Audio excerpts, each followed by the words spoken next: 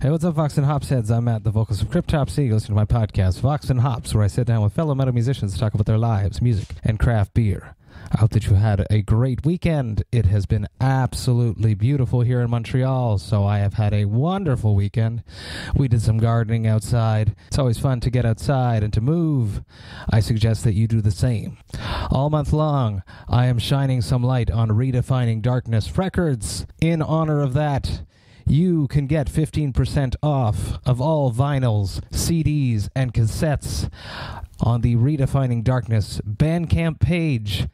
All you have to do is use the promo code Vox&Hops when you're checking out, and you will get 15% off. That code is Vox&Hops. That's VOX ampersand HOPS. You use that, you'll get 15% off of all vinyls, cassettes, and CD purchases on the Redefining Darkness Bandcamp page. I suggest you do it. They got some great bands, some great stuff up there. Support extreme music, people. I also want to talk about the For the Nomads silent auction, which I am very honored to be a part of. In case you are not aware of what the For the Nomads charity is, it is an excellent, excellent initiative set up by Frank Finelli, who I recently had on the podcast. He has raised over $40,000 for out-of-work crew members. These are people that are out on the road helping artists put on the shows that we all love and adore so much.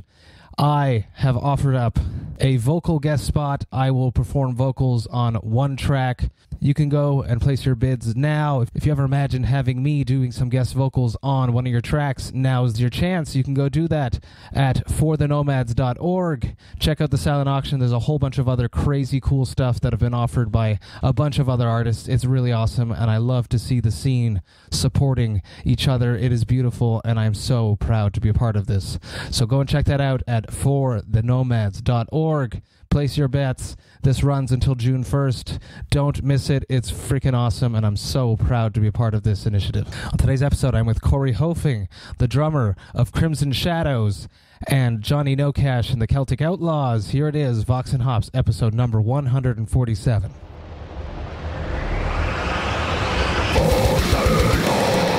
I warn you, what you are about to hear is very disturbing indeed.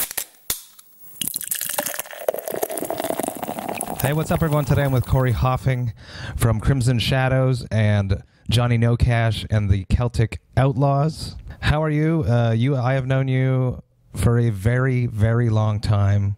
I want to say that you're the person, I could be wrong here as I look back at this point, 150 guests. You're the person that I've known the longest that I've interviewed. Well, that may be true. We have known each other a long time. I know we did some shows with Crimson Shadows, but we did originally meet while you were in 3 Mile Scream, and I played for a hardcore band called Hello Beautiful. Yes!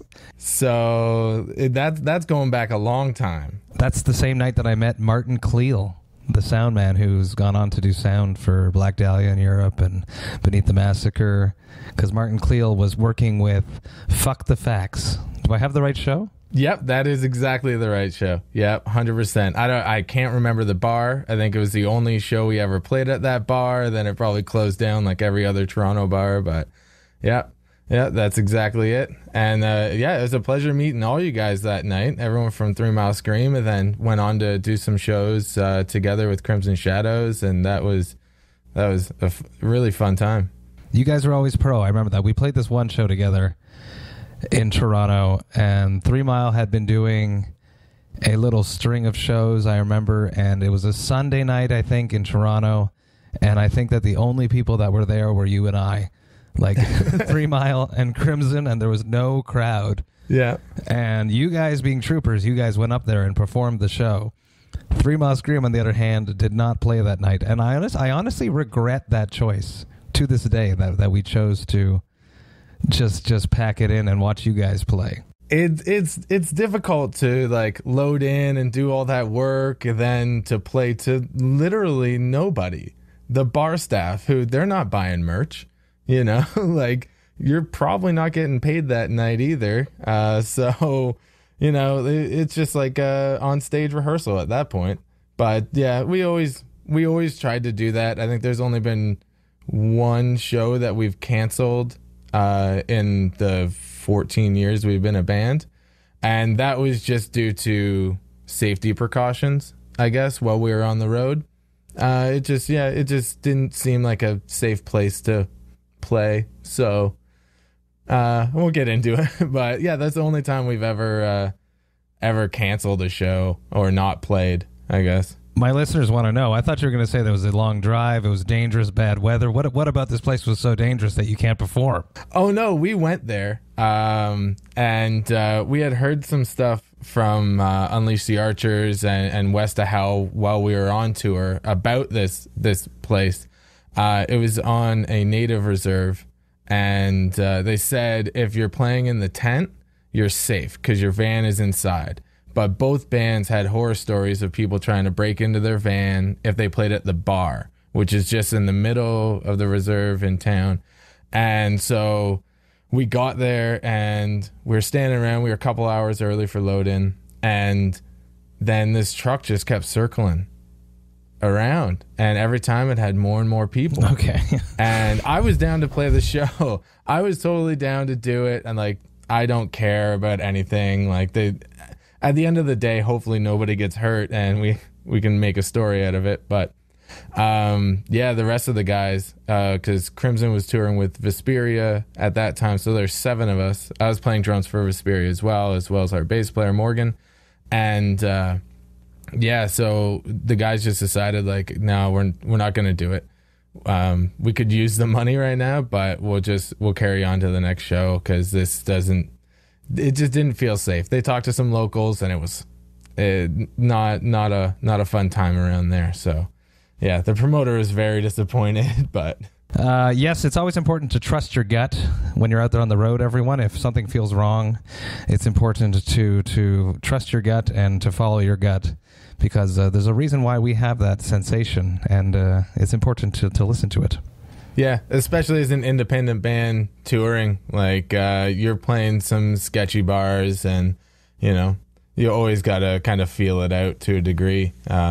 Once you get onto the bigger level of touring, most venues and places you play are pretty all right. You always got to be careful in Montreal, Chicago, places like that. Make sure you lock your van and all that. But yeah. Sleep in your van. Yes, always. I prefer sleeping in the van anyways. I think I've only slept in a hotel once when we were given the opportunity and some other guy slept in the van, but I'm a van sleeper for sure. It's always important to have that guard. Vox and Hops is all about hanging out with your metal friends, talking about their lives, music, and craft beer. What beer do you have on your side? Tell me about it. Crack it open. Let's see what's going on. I've already poured mine. But I have another one waiting here. Yeah, crack yours open. I got a delivery late last week from Collective Arts, which is fantastic. They deliver out my way. They are out of Burlington. They have some delicious beverages, which I've consumed most of them over the last 4 days. But this is Saint of Circumstance. It is a blonde ale, a citrus blonde ale. Comes in at 4.7%, and it is it's quite delicious. Has a nice citrusy notes to it, and not overly hoppy or anything like that. Being an ale, so it's it's a nice easy going, easy drinkability to it. It's absolutely delicious. What do you got over there? That sounds amazing. I also got a delivery a few days ago, but sadly here in Quebec, the province of Quebec, they do not allow breweries to ship to residents as of yet. I'm hoping that they change that, but the liquor laws are so strict here. So I got a delivery from a local craft beer store, which is like a loop around, and then they deliver the brew. So I'm drinking Sir John Brewing Company's double Leitmotiv Mosaic. So it's 100% Mosaic hops. This is a double dry hopped double India Pale Ale, clocks in at a nice 8.2% ABV. super cool can art always on Sir John Brewing Company. Just like Collective Arts, before we started recording this, you showed me the can, and I knew right away. They have like a sort of aesthetic branding to them, which is very important. Pours out nice and hazy. It smells, as I cracked it, I was like, oh, yeah. It's that Mosaic hop. A lot of people probably don't know this, but when I designed the Vox&Hops logo, the little hops skull head is actually based upon a Mosaic hops, because that was my favorite hops back when I started Vox&Hops. Cheers. Delicious. A nice little hop bite. Slight hop burn. Super pineapple peach. Absolutely delicious. I love Sir John Brewing Company. They're doing amazing things up here in Quebec. They're from Lachute, which is just a little bit north of Quebec. Love it. Take me back to your youth. What music was playing in your house when you were growing up? What is the soundtrack of your youth? Well, growing up in the house, my parents weren't overly musical people. So it was just like any kind of like rock radio or anything like that. The big thing is just down the street, my parents' best friends had a sugar shack who used to throw parties. And so they'd bring all of us kids over, and it's 5 minutes down the road, but they used to do big karaoke parties, and the main thing they'd listen to was country music. So like 80s, 90s, like country and pop country and all that type of stuff was very much so the biggest thing from my younger years that I remember musically. Like I was always kind of into music, but the crowd that I hung out with during elementary school and stuff like that would hop from one genre to the next, and you had to be on top of it. You know, everything from Nirvana, then like P. Diddy and the Family the next week, and like Boyz II Men. Like I still have all those records. It's not that I necessarily liked it. It was just like, you know, we all kind of went with the same trends. Until I was probably about like 11 or 12, I started getting into like Blink-182 and Sum 41. This whole time though, my older brother, who is a guitar player for Crimson Shadows, he's 5 years older than me. And so we would play mini sticks and stuff in the basement, which for those of you who aren't Canadian, it's get mini hockey sticks. And we just like play on our hands and knees with a tennis ball. That's how you break everything and make the holes in the walls. Oh yeah. Oh, we had to fix many holes in the drywall for sure. But he always had like Metallica playing. And even in my younger years, I got made fun of by my other friends who are into like hip hop or pop or whatever. It'd be like, hey, you listen to Metallica, like you skid, and I'd be like, no, I don't. I just swear I don't. But meanwhile, like I loved it, you know, like even when like Load and Reload came out, like that was I was probably still like 8 or 9. So yeah, that was a big part of my youth as well. And my brother was a huge influence on me getting into metal. I got into the punk scene once I hit high school, like hard, like Leftover Crack and Choking Victim, and like we had a pretty solid crew. And even though I kind of live in the middle of nowhere, but we had a really, really great punk scene, punk and ska. There was like 3 high schools that would all kind of come together. And we had some killer shows. That's like where like the Flatliners got really big as well, before they like really took off. But yeah, like we were part of like the touring circuit for punk and ska bands. Like we had some big names coming through our tiny little town, which doesn't really exist anymore, sadly enough. Like I thought it was because I was getting too old, but like it doesn't seem like there's like small local scenes in the small towns anymore like there once was, which really sucks, because those were some of the funnest shows I ever played in my later teens. Same. But, Woodstock, Ontario was a fun place to play back in the day.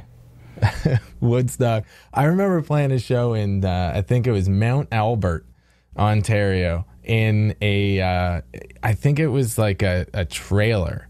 And it was the hottest thing ever that as soon as the band ended, everybody would leave. So then you go in and set up, and then they would show up once you started playing because it was so hot, and it was like a portable that we played in. And then everyone just goes out and hangs out in the parking lot and then comes back in. And you're so sweaty. It's like one of the hottest shows I ever played.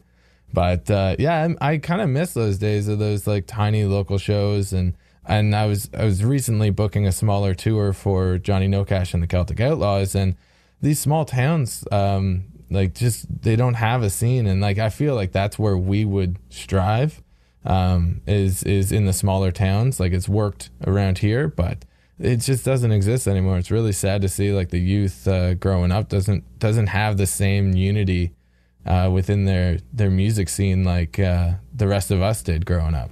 I think that a lot of it ties to, as you mentioned before, I wanted to say that I'm hoping now with the internet, you had to hide your love, your passion of metal, of Metallica, because it wouldn't fit in with your high school friends group. Whereas nowadays, people don't necessarily have to fit in with their high school kids because they can connect and find communities on the internet that do share those same interests, which might actually become a detriment to the scene, because you might be super into extreme metal with like 4,000 other people on the internet, but you're the only guy in that scene, the only guy in that small town that actually likes it. So no death metal band can come there. It's not feasible. Whereas back in the day, if one kid was into it, he got his friend into it, another person got into it, and it grew the scene, and there was bands that were formed, and then bands would come on tour, and trading shows. It's definitely not happening as it used to, especially maybe I'm just too old and I don't know about it. Yeah, it could be we're just too old now. But like, it was really in elementary school that like I hit it. As soon as I get into high school, like I stayed in contact with those friends, but it opened me up because there was like multiple schools coming together. Like growing up, I was with the same group of people from like kindergarten all the way through grade 8. I didn't have middle school, nothing. We were all there. So I kind of stuck with the same group of people. Rather than high school, I was like, no, I'm growing my hair out. I shaved a mohawk, and I was just like, yeah, I'm into punk rock now. That's all I listen to. You know, No Effects. Pennywise was my first like club show that I ever went to, and that was a wake up call. Like we were probably about like 20 feet from the stage at the Cool House, which I think that's a little over 2,000 people can fit in there, I think, if I'm correct. And it was packed. And as soon as the first band started playing, we're like, oh no, we'll be fine. We're not in the mosh pit. We were like dead center of the mosh pit, and like, yeah, that was like the start of my pit days, which are now sadly kind of over. Can't injure myself. It hurts too much these days, man. It really does. Yeah. I like standing on stage and watching a pit.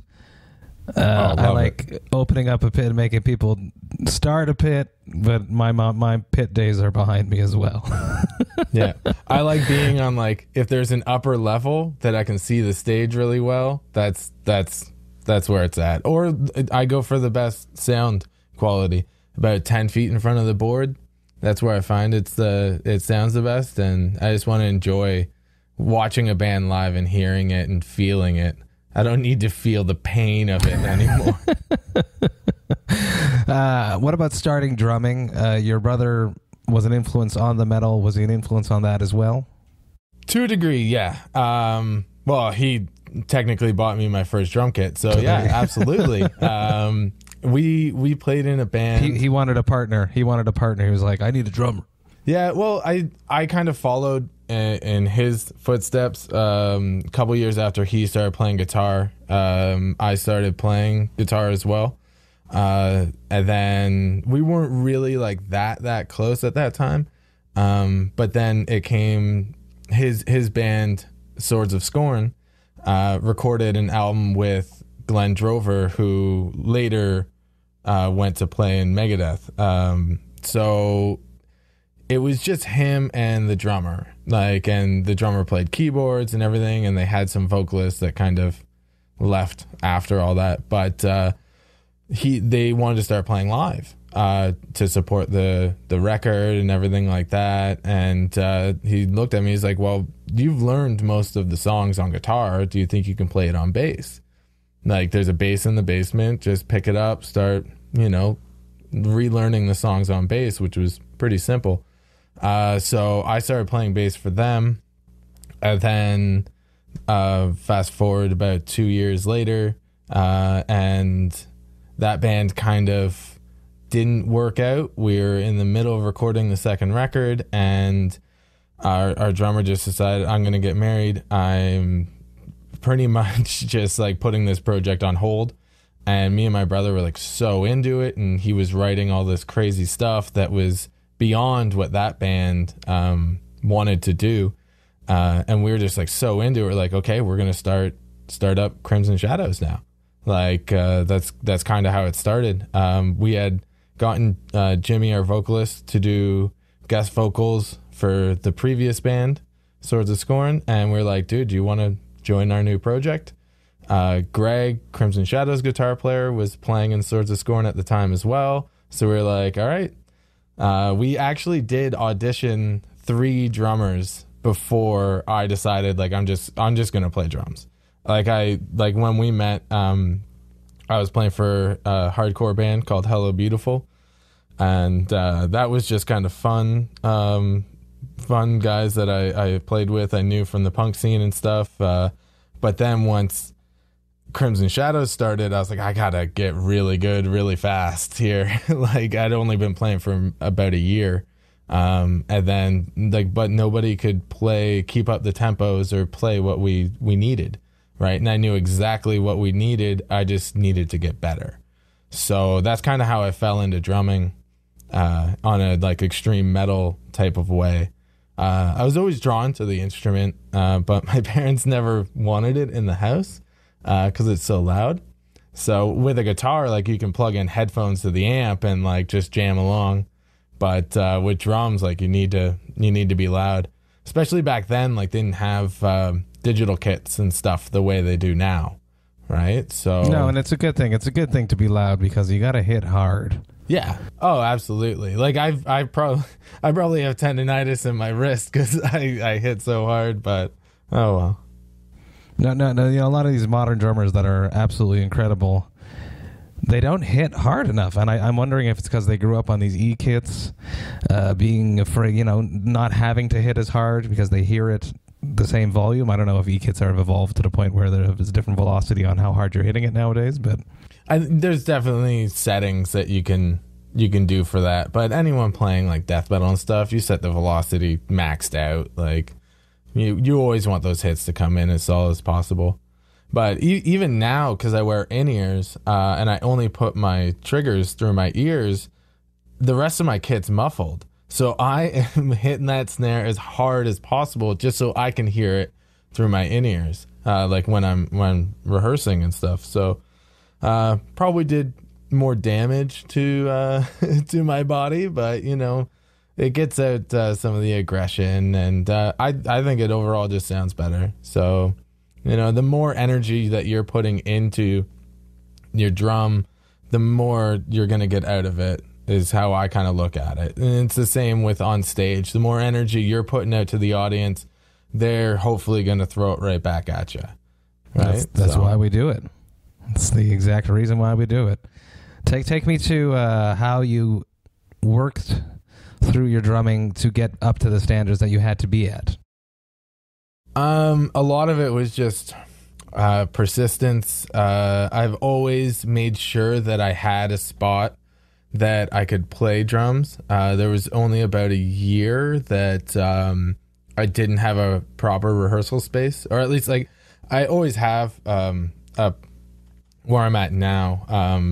But every house I lived in, I had to make sure that I could have my drums there. I needed to make sure I was on the kit a certain amount every week, if not every day. I kind of made up my own routines to go through. I took notes from drummers here and there, and then came up with my own routine that worked best for me. I think if you just follow like one regiment, like this guy says it's the best, like everybody's different. Everybody's muscles respond differently, and one thing could work for somebody, but it not work for the next guy, right? So I kind of came up with my own routine on where I would get to where I want to be, and for the most part, like I was just working on speed and consistency, and just going through my routines every day, and just getting up to that level. I've kind of slipped in my older age, and just like, oh, we have a show in 2 months, like I'll wait till 2 weeks before to rehearse. It'll be fine though. And then I regret it. It's like the day before the show, and I'm like, I'm not ready. Like, let's see how this goes. What is that thing that you struggle with still to this day? My left hand, like those traditional blasts, with my left hand. I've been working on it really hard recently. But like that's the biggest thing. And doubles have always been, a pain in the ass for me. But, again, like with this time off, I've been trying to take it and really improve on my weaknesses.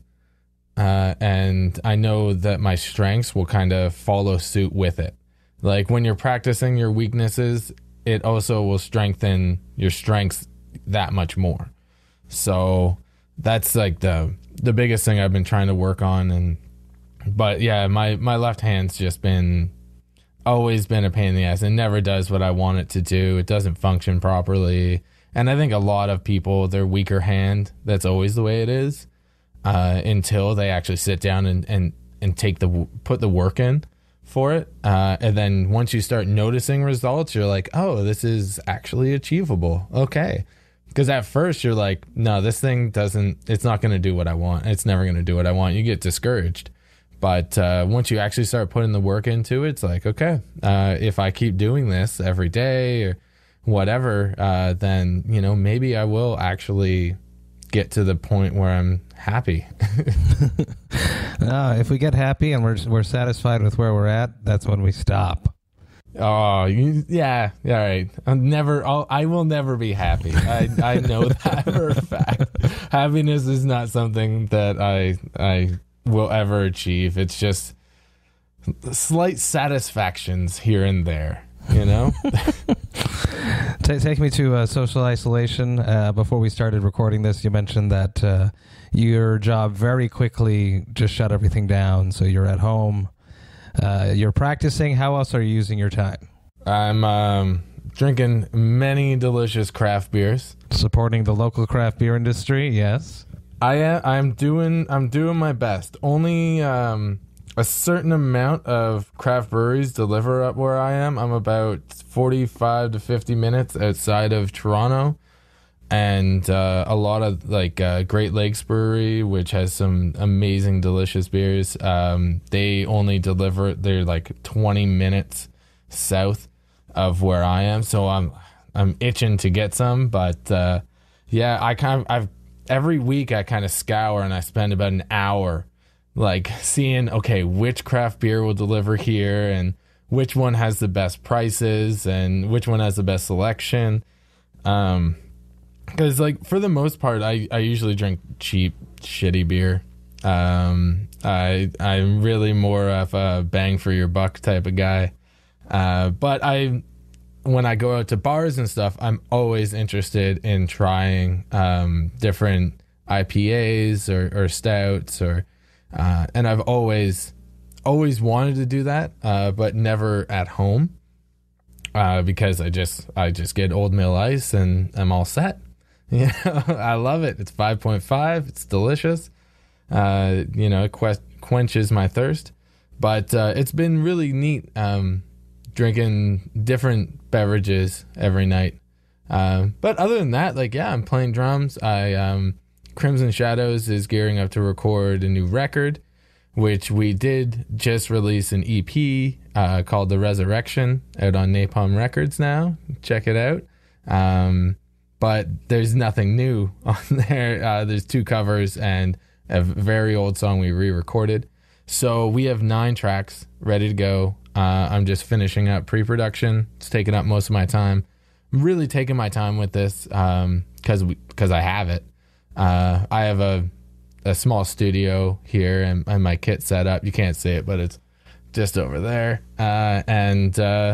It's been great to sit down and like not have that pressure of the studio on you, but be able to go over the songs and then listen back to them and be like, okay, I don't like this, I really like this part, and then to play through them again. And I've been meaning to do it for a long time, but just never had the time. Like I was working like 60, 70 hours a week, and it was tough. So that's the majority of my time is either I'm playing drums, and like I have workout routines I've set up in Cubase so I just come down, I load it up, and I have it on repeat, and I go through that until I'm nice and good. Then I'm like, okay, what song am I working on today? And then load that up, hit record, and put that on a loop, and I'll do like 3 or 4 passes and then sit down and see what I like. So it's pretty much most. I wish I had that freedom to be so creative musically in my own house. Yeah. Like my girlfriend as well is a musician, so we're planning on the coming weeks to get some of her material down. I've also played drums for her in the past, and so she has a lot of music that she wants to get down, so I'll be engineering and playing drums on that. And just trying to be creative as much as possible. Anyways, my laziness gets the best of me sometimes. Have one night of a little too many beers, and next day you're kind of like, I'll just phone this one in and watch some movies and catch up on some TV shows, but then the next day you gotta get back into it. That's important. It's important to know your body and to listen to your body. Very important. Let's touch on the fact that Jimmy is back. I love Jimmy's vocals. I always have. He left the band for a bit, and then you had Paul Zane, the Vox&Hops alumni of Ages, of Blackguard, that came in for a little bit, and I was like, yes, perfect fit. And then a whole bunch of circumstances happened where it didn't pan out, and I believe Paul touched on that on the episode that I had with him, so if anyone wants to go into that, go back and listen to that episode. But then Jimmy came back. How did you get Jimmy to come back? Well, he originally left because the touring was getting to be a little much financially for him, essentially. Like, it had nothing to do with us as people, or like there was no fights or anything like that. We took on a last-minute tour with our friends in Unleash the Archers, and he pretty much, like, we all kind of agreed on it, and then when we right after we announced it, he was like, listen, guys, I can't do this. Like, I can't take the time off. I'm going to lose my apartment that he has with his girlfriend. He's like, I can't do this right now. So we found a vocalist in 5 days. We had 5 days before the first show to find a vocalist, and we did. He did the tour. It went great. It was awesome. And then when we got home, Jimmy was like, all right, guys, like, I'm going to have to step down because this is getting to be too much, and I don't want to take away from what you guys want to do. Now, at that time, our tour cycle for Kings Among Men was kind of coming to a close. It was October, so we weren't going to tour through the winter. We didn't have anything on the table. So we went into the studio. And then that's when I contacted Paul. We worked together for about a year on the new record, and a lot of what Paul did on the new record will be there. So like he was a big part of this new album that we're gearing up to record. And me and Paul have been really good friends for years. But just him being in Montreal and us doing one-off shows and stuff, like it didn't work for his schedule. He was in a different place as well. Not really wanting to do being a touring band at that moment either. So unfortunate. But in the end, like Jimmy came back and he got married in that time too. So there was just a lot of stuff in his life that he wanted to accomplish. After he hit 30 and then the band like started touring, he's like, oh shit, like, you know, like I'm 30 now, there's stuff I wanted to achieve. And if the band keeps going like this, like I'm not going to get to do any of that stuff. So, but yeah, he's back. We're working hard on the new record. I don't know how much touring we're going to be doing. I don't know like what the future holds in that aspect of things, because everyone's kind of set in to the home life and has their jobs, and myself, I have a mortgage and everything like that. So it's we don't know what's going to happen there. We'll do as many festivals and stuff like that as we can. But I think that was the biggest issue with Jimmy and him coming back. He's like, okay, we're not going to be on tour 8 months of the year, right? And I'm like, no, okay. We can all agree that we're not going to be touring endlessly as that band anymore, unless it's financially beneficial, which doesn't seem like it will be right now, at least. So, no, it's very complicated right now.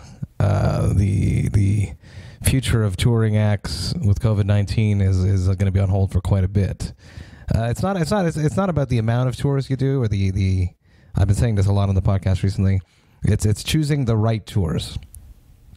Yeah, and like our biggest downfall was that we were in talks with many booking agents, but no one really wanted to take us on because our style really ranges in between. Like, you put us on with death metal bands, I don't know if it's going to work, you know? Like, I don't know if Crimson Shadows and Cryptopsy can tour together. I don't know if a booking agent's going to want to put us on there.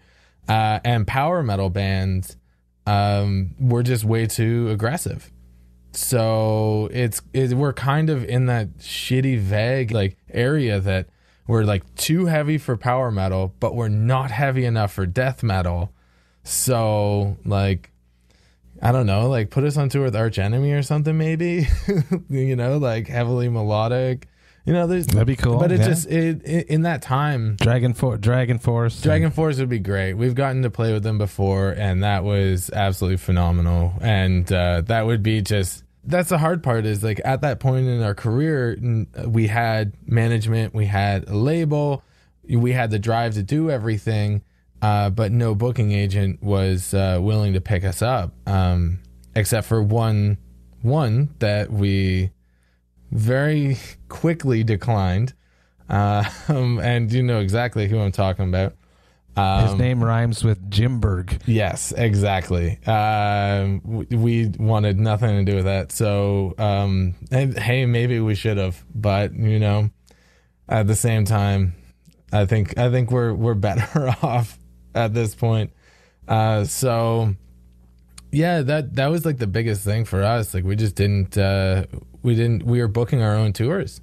Essentially, we had our manager submitting us.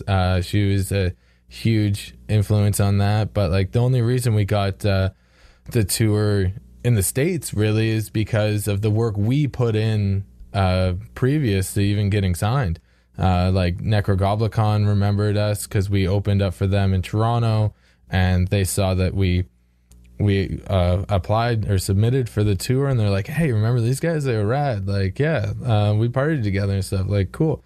So they put us on to support them, and then Unleash the Archers, just luckily for us, not for Hibria, because Hibria didn't get their visas in time.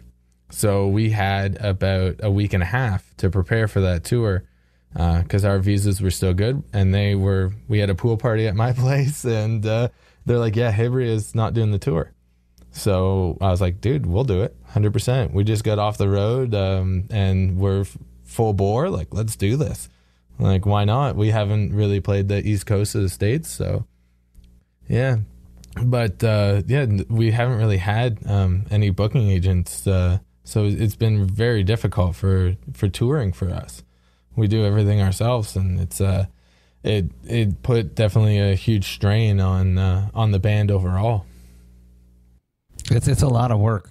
organizing a tour. It's a lot of work. I don't know if anyone out there listening to this actually knows what goes into booking a tour independently. It's countless emails, scouring for contacts, putting out calls on the internet, trying to get anything in any city. So huge props to you guys for doing it all those years. Yeah, I booked 3 of our cross Canada tours myself, headlining, which was very difficult. The first stab I've had at booking a full tour was with Johnny Nocash. We were heading out east. Actually, we were supposed to start on April 19th, so this past Saturday. And I had like 10 dates, I think, going out to Newfoundland and back. And dude, I'm going gray just because of that process of trying to book that. Because like I was proficient at it when I had all the contacts lined up and we were doing it year after year and it's fine. But then stepping out of the game for as long as I did and booking a completely different genre altogether, like, oh my God, it was a huge headache. And I just want to get a booking agent that can handle that. I'll be so grateful. Well, if anybody's listening out there that wants to book Crimson Shadows or Johnny Nocash, hit me up or hit up Cory and I'll help this guy out. Yeah, please, man. Or even if you just want to book us, like, yeah, in your small little towns, like, that's fine. He wants to go back to that hot trailer. I do. Oh man, sweaty bars. Oh, I love it. That's what I'm actually hoping. Like, because I know like full touring acts won't be able to start up for a while. Like big concerts, but with Johnny Nocash, Celtic Outlaws, we play a lot of small bars, like to like 20, 30 people here and there. Like that's what we love, that intimate interaction. So hopefully we'll be able to get back out there and playing sooner than all the big touring bands. But right now we're all at a standstill. So I like the vibe of Johnny Nocash. It's absolutely not metal, but it's got some attitude to it that I appreciate. Yeah, well, we're just essentially it is 4 metalheads trying to write country, and it's not country, and it's not metal. Does it go back to that Sugar Shack? The karaoke Sugar Shack 5 minutes up the street is a bit. Listen, the country side of things definitely doesn't come from me. All right, that's all Johnny, and we just kind of write to each other's strengths. It's been a ride. It started out a lot more punk rock, and now it's gotten a lot more progressive and heavily emotionally based. Our last EP, To the Gallows, was like really like it's a heavy album to listen to. And it has a lot of dynamics and everything with it. But like moving forward, I don't know. We're continuing to write. We are actually in the studio in Michigan, where we recorded To the Gallows. We recorded 2 singles. We're trying to. We were planning on doing 2 videos for them, but we need extras and all that type of stuff and film crew, and we can't really do that right now. So we might do something once we get the mixes back. But yeah, it's definitely like it's different because it's not. There's no standard form of writing. Like with Crimson Shadows, like if Ryan plays a riff, I'm like, can you just make it more Crimson, please? And then he'll know exactly what I'm saying, because there's a certain formula that goes into it, and there's a certain sound and certain melodies that we have that is our sound, or at least I feel that is our sound. But with Nocash, it's like anything can come up. We can just put Johnny's voice on there, and boom, it's a Johnny Nocash song. So it's a lot different for me. Writing wise, there's a lot more highs and a lot more lows, because I never know. Sometimes I leave rehearsal and I'm like, I don't know about this project, and then other times I'm like I am fucking so stoked about it, that I can't believe it. I can't even think of doing anything else.